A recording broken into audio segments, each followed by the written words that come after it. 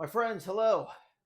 Join us on this episode of the Marvel of Horror, where we discuss the German expressionistic classic Nosferatu, a 1922 silent film which some people claim to this day is still the greatest vampire movie ever made. Find us on YouTube at the Marvel of Horror podcast. Like, subscribe, leave your comments below. Here we go.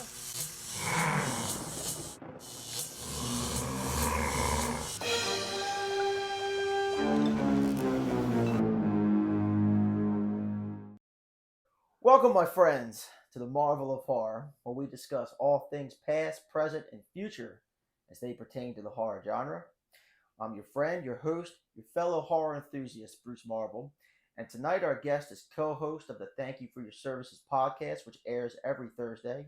You also might recognize him from performing in such musical acts as Twitching Witches and Fat Monster Matt. And in a galaxy far, far away, a long time ago, he was in a band with yours truly, called Blackhand. He's the one, the only, Fat Matt. Hey, Bruce, how are you? I'm very good. I'm very good. First off, before we get into anything, dude, thank you so much for coming on the show. Thank you for having me. Oh, no, I want you to be... I've been wanting to do this since the inception of the idea. Really. Well, hopefully you'll be a returning guest, returning champion to the Marvel of Horror here. Yeah, always, dude. Yeah, I'll come on every week and do this. Shit. I'd way rather, talk about horror. Yeah. So before we get into anything, okay, what was your baptism into the love of the horror genre? Was it like a movie? Was it an event? Was it... Oh my God. What got you hooked, man? Wow. I don't think I've ever been asked this question. I think from when I was a baby, like maybe even 3 years old, I started watching Mighty Max on TV. Do you know what Mighty Max is? I do. Okay, so Mighty Max had lots of classical horror influences in it, and they would even, like, in the show, go 20,000 Leagues Under the Sea, and they met Jules Verne and stuff, like, so all that was implanted into my head at a young age. And then in the, because I grew up in the 90s, in the 90s, the Universal Monsters made a comeback. Yeah. Like, they were on stamps and everything, and my mom's cousin would take us to Universal Studios because they lived really close by. They would fly us out and everything, like, because we were kind of broke growing up, so they would just like fly us out, take us there, buy tickets and everything. So I was obsessed from a young age. I'm talking 3-4 years old, just obsessed. And then I started getting books from the local library that had, I would get literally a book just titled Godzilla, like all the time, a book titled Dracula, and it would go over the movies, and it would have shots from the movie, but they were all black and white shots. Mm-hmm. And then it would just tell you what was going on in the picture. And then there was another book. I remember these 3 books specifically because there was one more book, and it was like elongated, like it wasn't like regular book size, and it had all the scenes from the Friday the 13th series in there. Oh wow! And it had like the hatchet through the head scene from Dawn of the Dead. Okay. And just as a little kid, I was just eating it up. I mean, I really could barely read, but it was just the imagery of it. But they're all such like iconic images, you know what I mean? Like I can totally see that. Oh, totally. Like once you said the hatchet scene in Dawn of the Dead, boom, I knew. You know what I mean? I can see that thing like as clear as day. Oh, same. And so my first, like, I remember seeing a clip on my friend's TV, because we didn't have cable or nothing. So I remember just being at my friend's house, and they had on, it was near Halloween, and one of their channels, it was probably AMC now that I'm older, thinking about it, was playing Wes Craven's New Nightmare. And it was the scene in the hospital where Dylan, her son, won't stop like throwing up in the...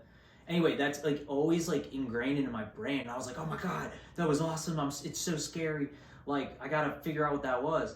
So I would like search and like go to the video store and rent different things. And I remember thinking it was Friday the 13th. And I had gotten this comic book from, I know, I'm sorry, this is like really long-winded, but it's what we're all about here. I had gotten a comic book, I think I picked it up either for free or for like 5 cents at the Newcastle Farmers Market in like 95, maybe, something like that, in 1995. And it was it was Jason Goes to Hell, the comic, but on the other half of it, if you flip it over, it was Zorro, which I also love. I love Zorro. Yeah. And the whole story of Jason Goes to Hell is in there, including the when Freddy, takes his mask down from the sand and takes it down. And yeah, the seeds they planted for Freddy versus Jason, and I guess exactly. what it takes. So Freddy versus Jason was what, like 2005? No, 2003. 2003. Yeah. And Jason Goes to Hell was like what, like 93.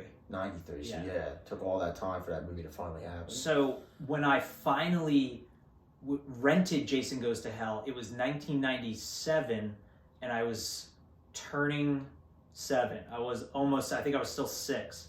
I rented Jason Goes to Hell, and I was sick that day. And like my mom let me rent like 3 movies or something from the video store. So one of them was Jason Goes to Hell, and then it was like a couple of horror movies. I think one was The Frighteners, now that I think about it, but it was a great movie. Great movie, a very underrated film. So I rented, Jason Goes to Hell. I put it in. Do you remember the threesome scene where the scene where they're trying to get a threesome or a foursome going? It's the guy, the baby daddy picks up the hitchhikers, and it's 3 like young adults, and they're going camping, and 2 are boyfriend and girlfriend, and one's like third wheeling it. I vaguely remember. All right. Well, anyway, there's a scene where the boyfriend and girlfriend are having sex in the tent, and Jason grabs like this giant like tent pole or metal pole or something, and he shoves it through both of them and kills them. And I remember I was literally drinking cough medicine because I was so sick, and I threw it all up at that exact moment. And from then on, I was like, I need to always watch these movies. So before we go into what we're going to talk, this show we're going to get off topic all the time. Yeah, that's you know what I mean? And I'm fine with it. One day I want to do a whole episode on just like Friday the 13th movies. Maybe even probably cut we should. It down. I was going to say you should just do each one as an episode. Yeah. But my favorite kill from a Friday the 13th movie, I don't know why. I guess just the way it's shot. Yeah. Is the wheelchair Friday the 13th part 2. Part 3? Or part 2, my bad. Yeah. Wait, is it part 2? Part 2. Yeah, because Amy Steele's in that one. Yeah. And they go out to the bar, and everybody else is still there. That's right. Yeah, and he's rolling down he gets a hatchet. He gets the is it a machete or a hatchet? Machete, yeah. And just that scene of the way he goes down backwards, it's just like, I love it. Wheelchair guy getting hit in the face. That's the best kill. A lot of people say it's a sleeping bag, but I think that one's better. God, I love the when Kevin Bacon gets the fucking arrow through his neck. So I'm seeing a trend with the Marvel of Horror. Yeah. Kevin Bacon got mentioned last week. Okay. Because of Hollow Man. Oh, Hollow Man's a good movie. Now he's getting mentioned this week. I wonder if that's going to be an ongoing thing where he gets mentioned. 6 Degrees of Kevin Bacon, dude. 6 Degrees of Kevin Bacon. Yeah. Here at the Marvel of Horror. Anyway, yeah, I know. I do want to talk about Nosferatu, but so, I know you have questions. So. Sorry. It's fine. No, Yeah. Like I said, this is fantastic. Yeah. So, getting you on the show, yes, we wanted to talk about the 1922 Nosferatu. Yeah. Which you see some of my swag here. I always try beautiful. to put some stuff out here. I love that you have the OG with his garb on before he's the iconic creature that's standing on the ship and everything. Like you have the fucking Count as he's meant to be seen originally. So this, I've actually had this for a couple years. I think even though I bought it from Sideshow, I believe Blackheart Studios is the ones who responsible for the sculpt and the paint. It's so beautiful. You see he's holding the... Oh, it comes out? He's holding the actual locket with... What, Mina? Yeah. So, in this movie... I haven't watched it. Okay, so this is going to sound really... I don't know, weird, but... I don't sleep good, so I play either old-time radio or old movies when I sleep, and I'll play them like next to my face or under my pillow. Okay. And Nosferatu is like my go-to film. I think the crackle too helps me fall asleep, like the white noise of it. What's that called? ASMR. ASMR. Yeah. This is your version of it. Yeah, it's kind of like, because I like old time radio. Like I've been listening to that since I was a little kid. But I love when in that time period of Hollywood when they were bringing the old comics to life, because I see, like, I know this is the Marvel of horror. Like, I don't like Marvel movies. Oh yeah. Which is like, I know, like, fucking. Don't worry. Yeah. We're democratic here. I understand. Respect your opinion. I've tried for years. I will sit down and watch them, and I go, it just doesn't hit me in the way Nosferatu does, or even The Cabinet of Dr. Caligari. Like, I will watch that 100 times before I watch fucking. Believe me, Ant-Man. I do like the Marvel movies, or at least like the last wave of them has been subpar, in my opinion. If you're like a steady Marvel fan, the last phase has not been very good. A lot of people would agree with me, I think. But I would much rather watch Abbott and Costello. Oh my god, dude. Meet Frankenstein, or... God, I think it's cool that the Universal films, the Universal monster movies specifically, were the first films to ever cross universes. Yeah. And like, I mean, you wouldn't have Marvel movies without that. This is very true. Yeah. You want to talk about expanding the universe. They wrote the book on how to do it. Look at House of Frankenstein. House of Frankenstein's with Dr. Alucard, right? Yes. And he becomes, they flip the name around. Like, it's just so silly. But you know, and you probably do know this because you're a student of Universal, that why Bela Lugosi, who to me is the worst Frankenstein, love you Bela, but he's the worst Frankenstein. Do you know why he played Frankenstein in Frankenstein Meets the Wolfman, and why he played him the way he played him? I assume just to spite Boris Karloff, but why? They had in Ghost of Frankenstein, where they do the switch, and Igor goes blind.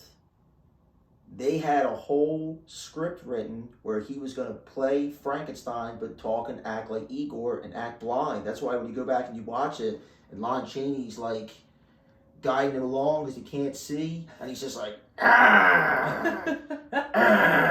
like that's all he does, because they cut his dialogue. But he was going to do the whole movie as Igor. That's why they got him to play it. And I think you can find like some of you might even be able to find some of the audio like online. Did you ever see the video of when Lon Chaney Jr. was supposed to play Frankenstein for a live adaptation on television? Oh, and he didn't break the chair? Yeah, because he got a little wasted, and they told him, he thought they were practicing, and they weren't, and he would just pick up the chairs and put them back down. Yeah, because he didn't want to break them. Because he thought it was a live rehearsal. show, Yeah. and he thought it was rehearsal. Yeah, that video cracks me up every time. That and his performance in Alligator People makes me laugh, because he's so fucked up the whole movie. Not Spider Baby? Oh god, Spider Baby. Isn't Sid Haig in that? Yeah, maybe. I think he is, yeah. Good lord. So getting back to Nosferatu. So I watched this recently, and I can see why people think after even over 100 years old that it's probably one of, if not the best vampire movie ever made. Wow. So the first time I'd ever seen this film, like I said, I've only seen like stills of it for the longest time, and I think back in like 99 or 2000 when eBay was still very new, I got a VHS copy of it finally. It was something I sought after for a long time, and I don't really know if you could really get your hands on it for the longest time because of everything with like I guess Stoker's. They didn't really get the rights to make, because it's basically Dracula. Well, yeah, that's the whole. You saw the film Shadow of the Vampire, right? Yes. Yeah, so that kind of goes into it. I mean, it's a little bit, amped up for a film, but they it's not that they couldn't get the rights; it's that they didn't obtain the rights, and then they got sued.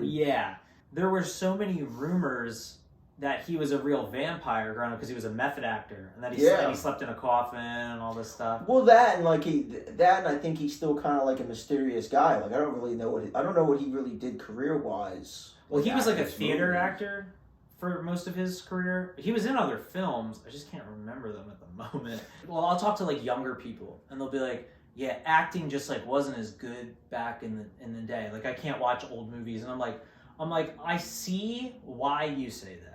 Because you're not used to it. But acting was just as good. It was just different. It was just different. I mean, Bela Lugosi is one of my favorite actors of all time because of the way that he acts. Max Schreck was a monster in that movie. I mean, he was a creature in that movie. Like, there was nothing else like that at the time. I think the only thing close before Nosferatu, like you said, it's 1922, so over 100 years old, was the I guess the Thomas Edison company. I was just about to say that when they did Frankenstein in 1910. Yep. But even that, like, the creature spoke and had, you know. Yeah, and it was only like a scene. It was only the creation scene. Right. I think the whole film is like under 9 minutes or something. Yeah, but it was 1910. It was right. The Exactly. I would have paid a lot of money to go see that. Yeah, oh man, cool. Yeah, take my money. Well, I kind of feel like, too, with Nosferatu is like, because you can find Nosferatu now in every horror collection, in any store, because it's public domain. Yeah. But I feel like scenes have been added in, because, like, when I watch it now, like, if you just go on YouTube and watch it or whatever, like, it's a lot longer than it used to be, and I'm pretty sure there's different music than there originally was. Well, there's different music, and I believe, so, there's definitely a bunch of different, like, styles or versions of it, because I even believe so. This is a German film, and then I think years later, when they aired it in Austria, they changed it up, and they were like, well, and they even changed. I think that's when like the names started to change too. So like, this is a German film, so we're using German names. But then when they aired it other places, that's when they kind of started changing some stuff. And like I said, the music changed. It's the first. I didn't realize it's the first film to actually capture a vampire dying from the sun. Right. Because even Dracula doesn't die from the sun in the book. He just gets weak. He's weak and stuff, but he can still walk out in the daylight. It is odd, also, the way that he dies in this movie, because you think the whole time that he's this great and powerful being, and then he just stands there and kind of takes it. I don't know. That always bothered me too, but that's in any vampire movie. Like, vampires have every fucking weakness possible. Some movies, silver will kill them, you know? Some movies, garlic will kill them. Sunlight, a stake through the heart. They can't cross running water in certain Hammer horror movies. Every Dracula movie, they come up with a new way. They'd be like, well, this week is vampires, which is just a setup to how they're going to get them in the end. I think crosses, that's another one. Well, hold on. So by it's the Satanic Rites of Dracula, was the last one, and that's the one where they just so happen to come up. These typical thorns. It believes these. I believe these thorn bushes, or they believe these thorn bushes were the ones that actually made the thorns that go on Christ's head. And you know, vampires hate anything Catholic. Dude, and he gets stuck in that particular thorn. I'm like, come on, man. Oh, dude. Well, it's the same with Godzilla, bro. Oh yeah. Somehow they decide to use electric lines to hurt him. And you know, like in Godzilla vs. King Kong, the original 1962 exactly what version, I was thinking they too. trap him in the electric line. He's a fucking walking atomic bomb. Sometimes it hurts him, and then other times it makes him stronger. I'm like, can we just this is the same character? When in Godzilla vs. King Kong, the electric the electric made Kong strong, didn't it? Somehow, I'm like, he's a giant ape. What the fuck? Wait till you see. Have you ever seen King Kong Escapes with Mechanicon? No. You just wait for it. Oh man, it's awesome. Actually, that's a good movie. It's on my list. Yeah, it's actually a really fun movie. When I watched the 1922 Nosferatu, I don't see. Well, that's Max Schreck in makeup. I see Nosferatu, and he's creepy. Me too. And he's weird. Yes. Great friend of mine, very talented, Kristen Margiano, which she's awesome. It's awesome. Which I hope we get her on the show. Yeah. She did that very nice Danzig piece back there. Oh, that's great. I never saw that before. She has this copy, or she had this copy of Nosferatu. We don't know where she got it. We don't want to know. Someone took typo negative music. Oh, cool! Yeah. And cut and like, you know what I mean. So the movie's cut to like "Love You to Death" and stuff like that. Like, I mean, but it's like you don't really hear much of like Peter Steele singing, but it's like they just took the music of typo negative and incorporated it in the Nosferatu film. And it's like it's fucking awesome. It sounds fucking great. Yeah, it's really cool. So it's like if more versions like now that it's public domain, you might see a lot more versions like that start coming out. I think that'll like pique people's interest. But then again, never lose the original film, no matter how much like you may love the organ music. I may think it's kind of corny. This is actually something I was going to bring up. Was now when you try to find the movie, there's a blue filter on it most of the time, and I know this is like black and white, or silver tone, whatever you want to call it. Microchrome, is that what they call it? Yeah, something like that. Like I understand, but it does have like a blue tint, and that I remember being added to the film so that it was brighter. But I never really liked that. Like, I like my black and white movies, like gray and black and white. And even sometimes, like, the ones I saw, it even had, like, a thing of, like, the one I watched, when he's coming through, like, the doorway, basically, like, that scene right there, when he's coming hands down and stuff, real creepy, that iconic scene. It's almost even kind of, like, yellow. Yes. So, do you know I believe it comes out in August, and I think the movie's called The Doomed Voyage of the Demeter, or The Last Voyage of the Demeter. No, I have no idea. There's a movie coming out where it's just that part of the story. Wow. And the guy who directed it is, I forget his name, but it's the same guy who directed The Autopsy of Jane Doe. Great film. Oh, good. I'm glad you like that movie. Oh, I love that movie. Yeah. To me, that's one of the... I feel like that's a sleeper hit with horror fans. It's a sleeper hit, and it's one of the better horror movies to come out in the last, what was that, like 2016? I think you're right, yeah. I think it was 2016. That's probably one of the best horror movies to come out in like the last 10 years. Well, it's funny we're talking about this stuff because this film is kind of what kicked off the German Expressionist movement. This and The Cabinet of Dr. Caligari. Yeah, which true. Was very, what's the word I'm looking for? Like off course for German art. I mean, especially propaganda as we know today, 20 years later for that, or not even 20 years later, this is 1922. So by like 1932, 1933 is when the whole Nazi movement started really taking off. I mean, they were around before that, but it was really taking off. And this is very out of character for Germans to make, at the time, to make this kind of art, especially something this good. Like, because they were still dealing. This is, like you said, 1922. This is coming off like the aftermath of World War One, where Germany didn't fare too well after that.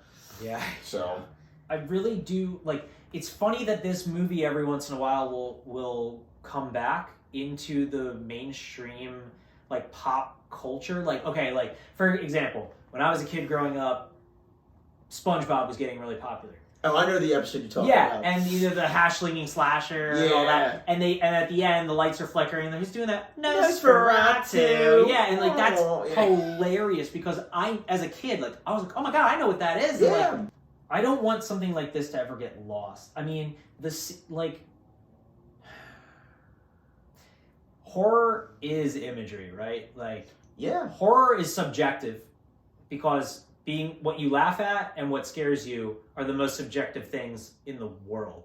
And Nosferatu, to this day, still has this really scary imagery.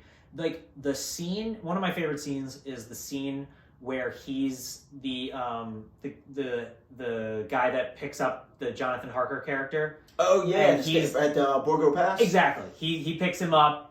And you see his creepy face, kind of hidden and everything. I just love it. It's just so eerie. It's great. I think one of my favorite scenes from that movie is the, I love the shadow. Oh, yeah, going up. Yeah. The one scene where he's going after Mina, and she's sitting there on the bed, and it's just a shot of her, and then you see the shadows of his hands and his fingers, and they're coming like towards her heart, and then they close, and then she goes like this, and it's like that's really cool. That's something that's such a just a simple, smart camera shot that I would love to see more modern movies play with. Like I think even Francis Ford Coppola did a lot of that in Bram Stoker's Oh my Dracula. God, yes, that's a brilliant film. I'm not a huge Coppola fan either, but I have a love-hate relationship really? with that film. Yeah. Is it because Keanu Reeves is such a bad actor? He's come a long way. Yeah, people love him. There he is, the man himself. He's grown young. Whoa. Yeah.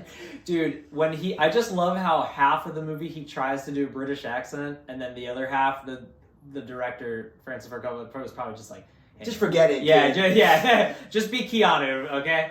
Like, how do you do a Dracula film in 2023 and make it scary?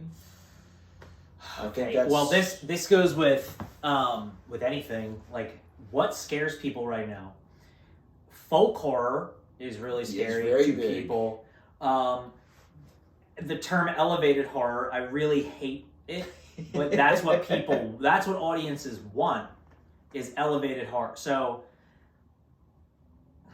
to me, horror was already elevated because it had to figure out what people are scared of and then turn those fears into imagery and put it in a story that lasts an hour and a half. Yeah. And to me, horror was always making fun of society, and it was always elevated. But now you have fucking... Anyway. So they're doing a movie comes out in, like 2 weeks, I think. It's Renfield, which I think will be a really great movie. Yeah? I really have high hopes for it. But it's going to be a horror comedy. Yeah. Because when people think of monsters now, they think it's silly. And when you read Dracula and when you read Frankenstein, those books are scary, not just because of the monster, it's what the people surrounding the monster do. So how do we make Dracula scary? Well, you can, like, in 2023, which they're going to get into, but more in a comedic way. But to me, yes, Dracula's scary because he gets into your soul. He can change into fog. He can change into animals. You know, he can spy on you. He can be around you at all times. He can appear younger, older, whatever. You get into the people that become desperate to fulfill Dracula's needs and the terrifying things those people, those humans, will do in order to please him. And that, to me, would be really scary. I'm actually reading Dracula currently. Oh, cool, yeah. I read it back in the day, and I think I wasn't... I just didn't think I appreciated it. Yeah. Now I'm actually reading it, and I, a little wiser now, and I appreciate it a little bit more. Dracula's not really in the book. It's all done through journal entries. It's all done through journal entries, and it's all like, so I think if you're going to make a Dracula film, definitely take that concept you're talking about, but also this is one of those cases where less is more. Like, that's one thing about horror too, especially about monsters. The monsters are always scary up until you see them.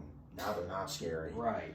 Make a movie where you don't really see Dracula. Like, you know who I think could make a really good Dracula movie just because the way he shoots a camera, and I'm gonna go back and I like the way he shot Insidious and stuff. I think James Wan would be able to make a Dracula film. James Wan, honestly, is such a talented director. For people like us that grew up on horror movies, James Wan isn't just a shitty Hollywood, like, I'm going to do whatever the next big ghost movie is. No, like, James Wan actually gives a shit about what scares people. Yeah. He gives a shit about horror. I think he can go and do Aquaman and Fast and Furious stuff because he's like, you know what? He's just a great director. They're going to pay me a lot of fucking money just to go and have fun. Well, it's why Alfred Hitchcock can do, Dial M for Murder and which also is an awesome movie. It's one of my favorite movies, but it's not really a horror film. It's very much just a cool mystery, fun movie. But then he can do something really scary. Like, not only Psycho is scary. I think Psycho holds up in a lot of ways. Oh, I love Psycho. But look at Rear Window. Rear Window is terrifying. You have a guy who can't leave his apartment.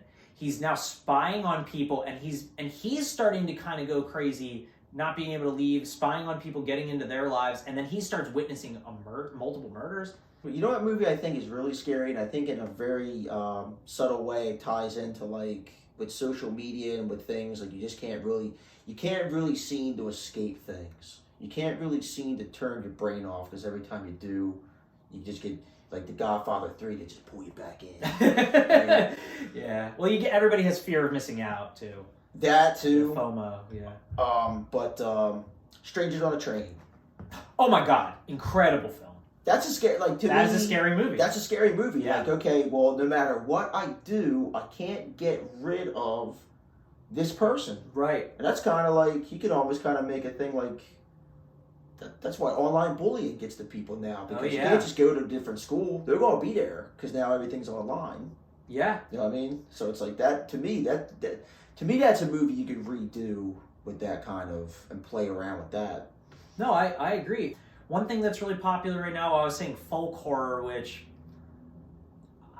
I don't know why the term folk horror has just made this huge hit with crowds. I guess it's just I don't really get you Robert Eggers. Well, yeah, I mean, and see, that's The Witch, great movie, because at least in my opinion, oh, I love that movie. I think it's a wonderful film. But like people really were scared of Hereditary, which to me I think it's a really good movie. I thought it was scary. I wasn't. Yeah, to me I was like, oh, this is like a thing I've seen a bunch already.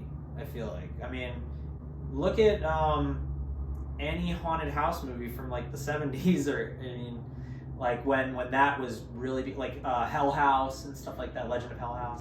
I wish they would do like an updated, really cool, really rated R, we don't care who we offend, we're gonna do it anyway version of Hell House.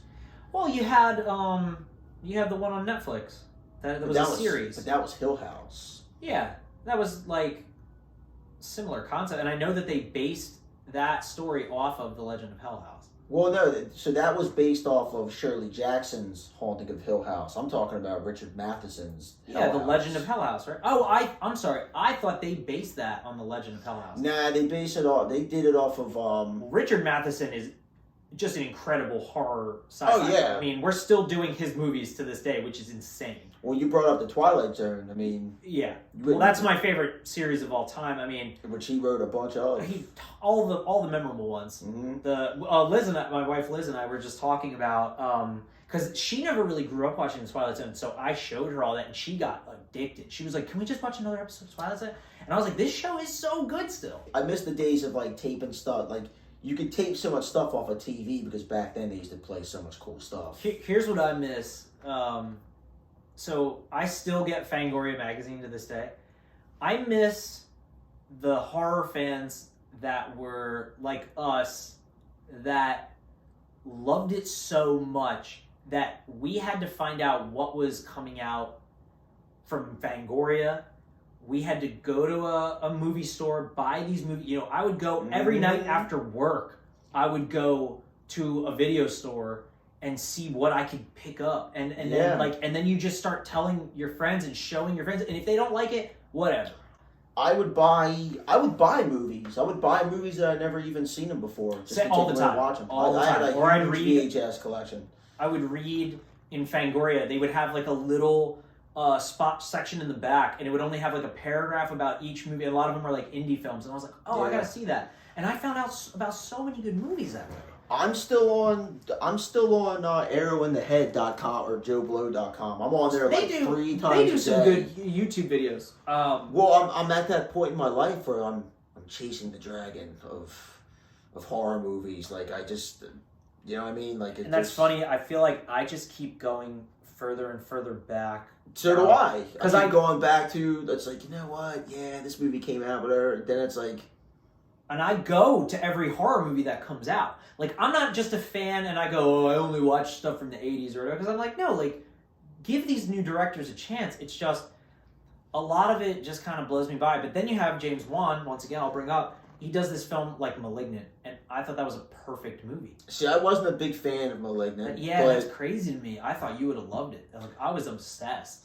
I'm going further out, like, with foreign films now. All the time. Well, Shudder, I gotta say, brings a lot of foreign films. Like, so my wife, one of her favorite movies since we were young, because we've been friends since we were 15, and like she would tell me about this movie for years called Santa Sangre. Have you ever seen it? Mm-mm. Well, it's on Shudder right now. You should check it out. And I don't want to give anything away, but let's just say the film follows a boy who grows up whose mother is like a preacher, I guess, a priestess, maybe, of a church that worships a saint whose arms are ripped off. And they bathe in like pools of blood and stuff. But it's a very strange movie, but I would say stick with it, and I think you'll really like it. It's never stopped. But they put that on Shudder, and we were so excited. And she found it recently, a physical copy, which she's been looking for years. We just found it. We went out to LA last week. Nice. Yeah. And we got to go see, we went to the neighborhood where they filmed Halloween. My sister and my brother-in-law live near it. And we got to see the Myers house, the actual house that's now like an insurance office building, like a little tiny. It's like a little tiny house they do insurance out of. And then the Strode house, and it still looks pretty similar. It's pretty cool. One of these days, I want to go on a tour where I go and like visit like those spots. Like I want to get my picture taken on like the Exorcist stairs. Oh, that'd be cool. Yeah. Hey man, tell me. I'd love to go with it. We'll put it in the books. Yeah. And you were so like to go back real quick about like folk horror, and I was like made that joke about blaming Robert Eggers. This is folk horror, really. Well, you know Robert Eggers is remaking this. Dude, they've been talking about that since like 2016. It's shooting though. Is it really? It's really shooting. They even have a cast. So I gotta say, huge fan of The Witch. I hated The Lighthouse. I didn't even think it was like entertaining. I was just like, I don't understand why he made this. Because then we went and saw The Northman, and that was even better than The Witch. I mean, that movie was incredible. Like I could tell he's an extremely talented director. I was just talking to somebody about The Northman, and I really liked. Yeah, my buddy Corey was over, and we were talking about it. I really liked The Northman, and I thought The Northman was a great movie. But I think I think advertisers like messed up The Northman for people, because I think they presented it like it was going to be this Conan movie, and it's really Hamlet meets Vikings. I don't say this much. This is like a lame thing to say. I was actually like this the whole movie. Like I was literally on the edge of my seat going like, holy shit, I thought it was going to slow down. It just keeps ramping up, and then... Oh, it's an awesome movie. It's a beautiful film, too. Beautifully shot. That scene where he's fighting the dead Viking in that hole that he falls into, I was like, this is amazing, dude. Everything takes Hamlet now, too. It's like, look at Sons of Anarchy. Brings like that Shakespearean kind of attitude towards it. Yeah. No, I agree. But I think if you're going to remake this film... I mean, that's the guy. He's your man. I agree. I'm so excited to see Nosferatu. I hope he does it in black and white, but he probably won't, because he tried that with The Lighthouse, and I just think... I mean, it looked great. I hope he does it in black and white. I hope he does, too. I think there are some films that still need black and white. Have you ever seen The Mist? You've seen The Mist, right? Did you see the black and white version? I did. I love that movie. It's cool. I think that movie should remain in black and white, and in fact, I know they were originally going to release it in black and white, but the producers didn't think it would sell as much. But I like the black and white version better.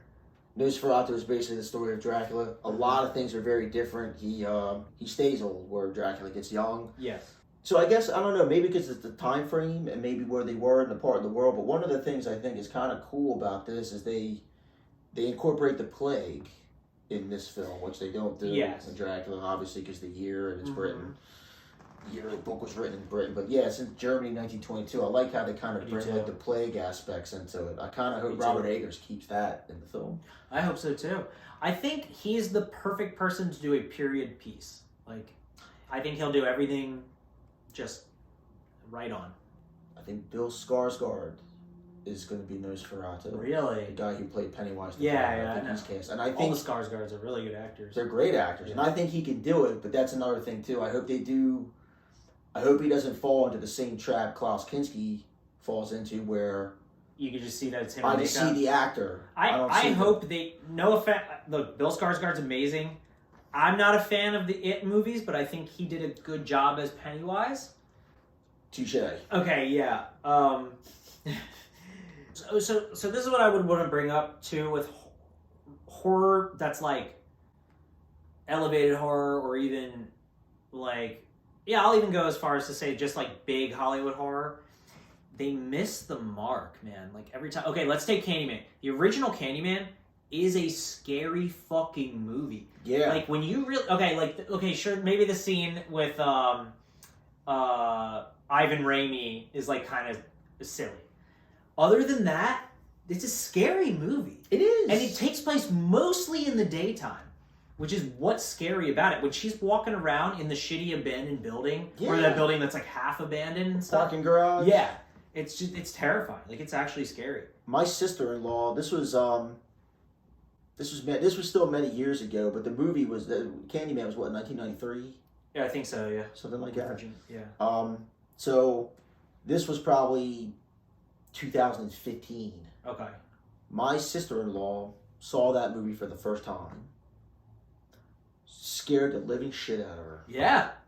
We're talking a movie from 1993. Right, it's 20, There's a woman in her 20s. Yeah. In 2015, scared the shit out of her. Oh, dude. So... That just shows you how, I mean, that's a testament to how good the movie is. So it's a great film. And then you have the 2022 Candyman, which all they did, and here's why they missed the mark. They used the one thing about the movie. Oh, say my name 5 times and I'll appear in the mirror. It's like, bro, that's not what the fucking original is about. You're missing the whole point. Like, and even all the advertisements are, say his name. Same with it. It was the fucking balloon everywhere. Everything was a balloon. Everything's a fucking balloon. We all float. It's like, bro, that's not, like, that's hardly a part of this whole thing. Like, you're just trying to get a tagline. And you're trying to get a tagline on shit to sell junk about the movie. Why is Paranormal Activity, the first one, awesome? Great movie. I mean, like, you know, whatever. It is a great movie. There's no fucking tagline. There's nothing. You're just like, no, like, these people live in a house. It's haunted. Yeah, because the guy literally wanted to make a movie to scare you. And you could tell that's exactly what he wanted to do. Yeah. That's exactly what he did. It wasn't about merchandising or anything like that. The first teaser that they released for Candyman, I was so excited because it looked amazing. Because all they showed was the puppet show of telling the story of Candyman, which is terrifying. The original story of why Candyman became this entity is so scary. But then they just don't even show that in the movie. They just talk about it. Mm-hmm. And then they just give us a bullshit-ass movie that everybody just keeps saying is, like, good, but it's fucking not. Like, okay, everybody, let's even say 10 years from now. Is anyone gonna fucking bring that movie up ever again? No. And it sucks, too, because the main guy in that movie is an incredible actor. Oh, he's great. And they, like, misused him. Or maybe they edited out his good scenes or something. I don't know. Because he plays Black Manta in yeah, he's awesome. And he's amazing, dude. Yeah. I was so excited when I saw that guy was playing Candyman. I was like, oh my god, they picked the perfect guy. He's going to be Wonder Man. Speaking of Marvel. Oh, for real? Yeah, speaking of Marvel, that's he's cool. Wonder Man. Yeah, anyway, that dude, like, Hollywood, did you ever see that? Use that guy in more shit. That guy's an awesome actor. And don't fucking put him in shit movies anymore. Like, make him in good, put him in good movies. Yeah, I feel like all they do is... But Candyman, that's just a classic fucking, you know, we have this IP, and we're gonna use it because it's gonna draw in old horror fans and kids that are into elevated horror. And exactly. And it was a bad movie. It was just stupid. I didn't like it. No. I think certain people, when you're trying to, like, prove a point, and you're trying to touch on, like, social issues, but you sacrifice your story. Yeah. this is what you get. It's like the story is what's important. The story will sell the message that you're trying to sell, but keep the story good. And then, like I said, they just went off the rails. And it just got real weird and dumb. And I didn't like it. I didn't like it at all. So I think the reason Dracula and Nosferatu and a true old vampire tale is scary, especially if you film something in this time period when you don't know what time period it is. Like a lot of the Universal Monsters movies is like you never have any idea what time period it's supposed to be. Like sometimes people have phones, sometimes everything's lit by candlelight, whatever. See, I love movies like that. Me too. It Follows movies. Is like that. Yes. It Follows. I couldn't tell you what year that is. No, it's you awesome. have no idea. It's super weird, and I love it. That movie is so fucking good. That's a scary movie. That is a scary movie. And that I would say is elevated horror because it's. I guess you would consider that elevated horror because it has it's an allegory for STDs. So, and Dracula is all these old folk tales put together. The actual story of Dracula is all these different folk tales put together of vampires, werewolves, just anything, people, goblins, like things from hell, the devil, whatever. It's all these different things put together from all these different communities that were kind of cut off from the modern world. Yeah. That's what makes it scary, is that, you have people that don't have access to the internet and don't have access to lots of information, and you have monsters like a vampire, a Nosferatu, somebody who somehow has been surviving for 1,000 years or whatever. I can't remember how old he says in the book, but he says he's like 900 years old. Yeah, or something like that. And he's been feeding off of people to survive. And he brings plagues wherever he goes. And that is terrifying. And you can do that in a film today. You still can make Nosferatu scary. I mean, he's scary. That's what's so great about Renfield, the character. Dwight Fry in the original, in the Bela Lugosi Dracula, he played that part so well. He did, man. I remember that. I remember being a kid and seeing that scene for the first time, where he's like, oh yeah, the light shine on, and I was like, oh my god, he looks like a really fucking crazy person. Oh yeah, he's amazing, dude. I just love him as an actor. Anyway, love Max Schreck. I think Nosferatu is one of those movies that every, maybe 25, 30 years, like, there will be a group of people that will come back to it and be like, oh man, this is interesting. Like, the imagery in this is what we know today of what we look at for vampires. John Dickinson High School has, like, the second largest organ in the country. I did not know And they play silent films there, like Nosferatu, and there's a live organ player that plays to the movie. I don't know if they still do it, but the what's that famous cemetery in Philadelphia? Oh, Laurel Hill Cemetery. Laurel Hill Cemetery they do too. Used to have screenings every Halloween of Nosferatu. That's there. Cool. That's got to be fucking awesome. Yeah, dude. I got to take you to the Mahoning Drive-In. I've been there. Oh, you have? Oh, I've been there. Yeah. Oh, okay, we're gonna go see RoboCop and Terminator in May. Now that I'm older, I can't stand Linda Hamilton or that boy.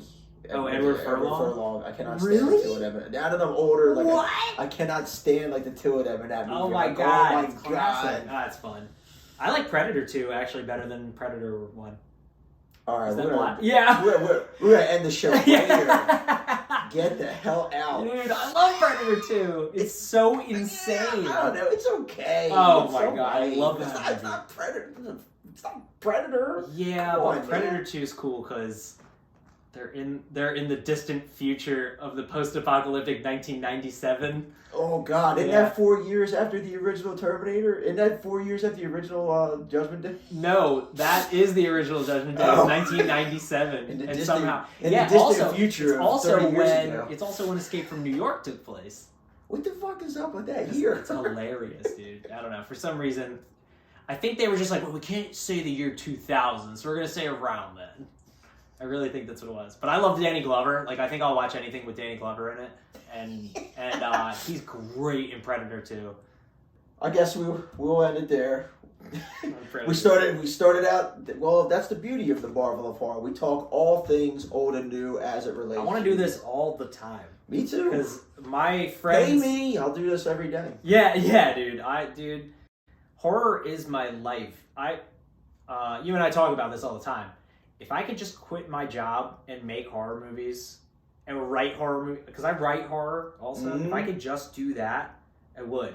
I love it so much. Well, I'm really hoping one day you and I will be sitting here in front of these cameras with these phones and talk about horror stuff, like horror content me and you actually created. Well, right now, me and my friend Rick, who you know, we've been filming a short film. It's going to be about, I think it's going to be about 12 minutes long at the end of it. And we're almost done.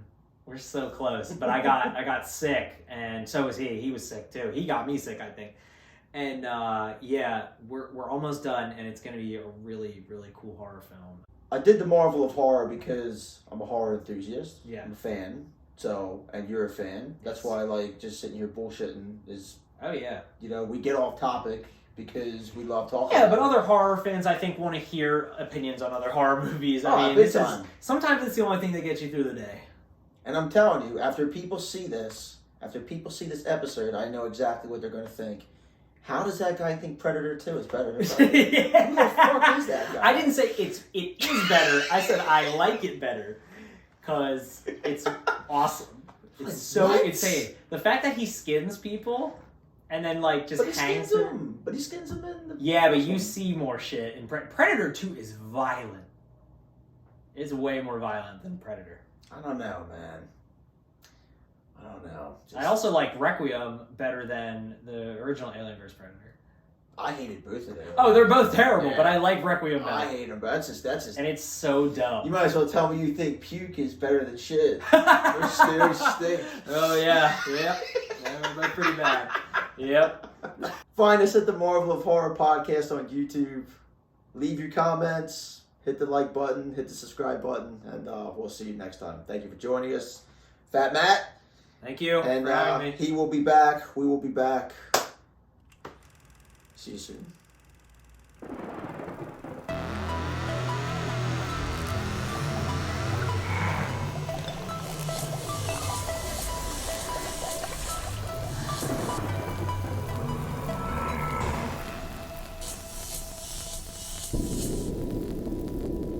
Find us on YouTube at the Marvel of Horror podcast. Like, subscribe, leave your comments below.